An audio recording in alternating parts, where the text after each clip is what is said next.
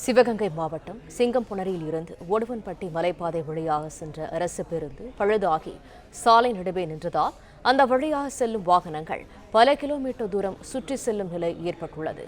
ஒரே மாதத்தில் மூன்றாவது முறையாக நடந்துள்ள இந்த சம்பவம் தொடர்பான கூடுதல் தகவல்களை தருகிறார் எமது செய்தியாளர் ரமணா. ரமணா, வணக்கம். விவரங்கள் என்ன? சிவகங்கை மாவட்டம் சிங்கமுனரி பகுதியில் இருந்து எஸ்புதூர் ஒன்றியத்துக்கு செல்லும் அரசு பேருந்து இந்த பேருந்து இன்னைக்கு காலையில் 9:15 மணி அளவில் சிங்கமுனரியிலிருந்து அரசு ஊழியர்கள் பள்ளி மாணவ மாணவிகளை ஏற்றிக்கிட்டு ஒடுவன்பட்டி மேலவண்ணாரிருப்பு மலைப்பாதை வழியாக புறப்பட்டு சென்றது. மேலவண்ணாரிருப்பு மலைப்பாதையில் இந்த பஸ் ஏறிட்டு இருக்கும் பொழுது அப்படியே பிரேக் டவுன் ஆகி நின்னனால பஸ்ஸில் இருந்த பயணிகள் அலறி அடித்து கீழே இறங்கிட்டாங்க. மேற்கொண்டு மேலேயும் போகாமல் கீழேயும் போகாமல் அந்த வண்டி நின்னனால மிகுந்த பயத்துக்கு உள்ளாயிட்டாங்க.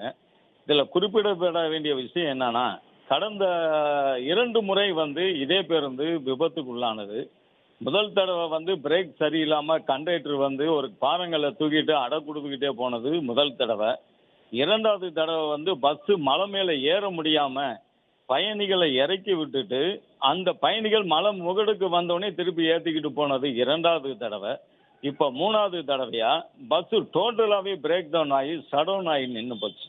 இதனால அந்த பகுதியில் இருக்கிற பயணிகள் அந்த பஸ்ஸை பயன்படுத்துகிற பயணிகள் அனைவரும் மிகுந்த அச்சத்துக்கு உள்ளாயிருக்கிறாங்க. சுமார் 6 கிலோமீட்டர் நீளமுள்ள இந்த மலைப்பாதையை கடக்க கூட முடியாமல் இந்த பஸ் நின்னது மிகுந்த வருத்தத்தையும் அச்சத்தையும் அந்த பகுதி மக்களுக்கு ஏற்படுத்தியிருக்கு. இதில் குறிப்பாக பள்ளி மாணவர்கள், அரசு அதிகாரிகள் எல்லாருமே, எஸ்புதூர் ஒன்றியத்தில் பணி செய்கிற அரசு அதிகாரிகள் அனைவருமே இந்த பஸ்ஸை தான் பயன்படுத்துகிறாங்க. பல முறை இது சம்மந்தமாக அதிகாரிகள்கிட்ட முறையிட்டோம். அவங்களுக்கு தேவையான விடுவு காலம் இன்னும் பிறக்கலைங்கிறது முக்கியமான ஒரு தகவலாக இங்கே பதிகிறோம். அதே நேரத்தில் இந்த பஸ்ஸு மேற்கொண்டு இதே வழியில் பயணம் செய்யும் பொழுது வெறும் விபத்தாச்சுன்னா பல உயிர்களை காவு வாங்கக்கூடிய சூழ்நிலை இருக்குன்னு அந்த பகுதி மக்கள் அச்சம் தெரிவிச்சிருக்காங்க.